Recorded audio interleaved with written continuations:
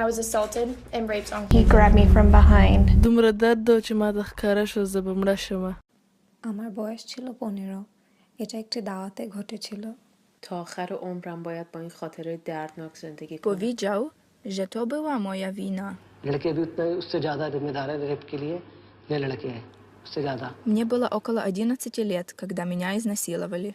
Приблизно 10-15 солдатів гвалтували мене. Eu queria me matar. The violence expressed by a perpetrator in a single moment can alter another human being's life forever. This film gives you a glimpse into the imagined lives of 6 brutal rapists and examines the complicity of a society that breeds such individuals. No one becomes who they are in isolation.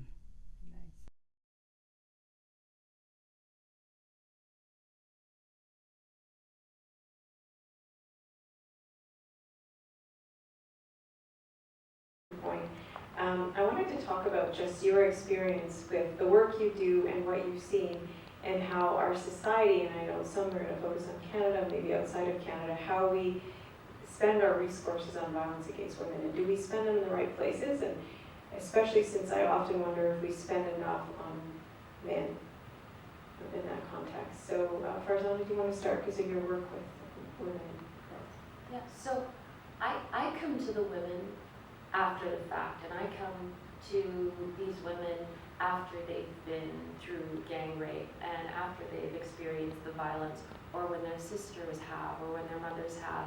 And the common discussion of mothers is that, well, if I had sent my son to go get the water, he would have been shot, so I sent my daughter because she would only be raped, but she would come back to me. And so this is the discussion that we have to deal with. And it has been a long-term issue of mine that we need to teach the men. And it's one of those things that here there are some movements for men to evolve emotionally, for men to be supported, for men to be in touch with themselves, and to have a venue where it is a masculine, strong thing to be in touch with your emotions and to deal with the things that go on in your life. And yet there is not that worldwide, and I do not see that funding yet, and those programs going out to the world of people teaching what it means to truly be a man. We talk about what it means to be an empowered woman in this world. We talk about what it means to come back from difficulty, what it means to come back from trauma. And that's not to say that we don't need those programs in place, because we definitely need them and we need more support for women. But I really do feel like that support for men and the campaigns on mindset, ideology, and culture of what it means to be a respectful man is powerful. I was really lucky. Between my grandfather and my father, I was raised with men who were feminists. You know, my grandfather built schools for girls in India when no one would educate them. And he had 5 daughters and 1 son. So, and that was my grandfather, and my father was the same way. So I was really, really privileged, and I grew up with a strong mother who taught me equality. It wasn't until I got older and I saw that it wasn't there that it really started to touch my world. And it really comes down to, as what do the men teach their sons?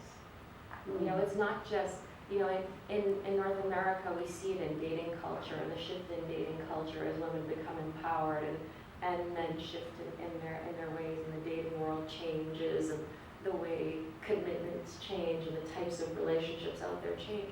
But it affects so many more things on a much, much deeper level, to see how the culture of what it means to be a man, what that identity is, what it means to be a gentleman, or to be kind, and to be respectful.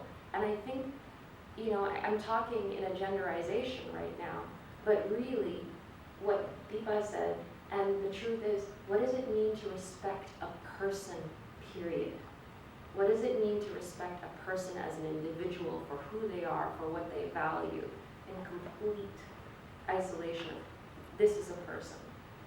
not a genderization, not how you treat a woman, not how you treat a girl, not what a man should be. And yet I think we're still, the only programs that exist are genderized, Yes. if at all. And of course, there's never enough resources for women experiencing violence in the world, but I like this conversation about how we engage men in this. So Deepa and David, do you have anything to add on that? No, I think we should just open it up. Okay. I think we should open up the audience. Sure. Also, just before, I'd like to say that the other thing, in addition to inculcating in men a greater sense of humanity and empathy, is also inculcating in the education of men and women not to be a bystander. Because you can be humane in yourself, and you can wander around and see inhumane acts and feel, oh, well, that's not my act. I'm not responsible for that. And I certainly wouldn't act that way. But until people start stepping in, then the training stops. Because if the training just stops at, okay, I've told my son how to be humane, and he seems to be a humane man. No, you have to go further than that and teach your son to step in when it's necessary.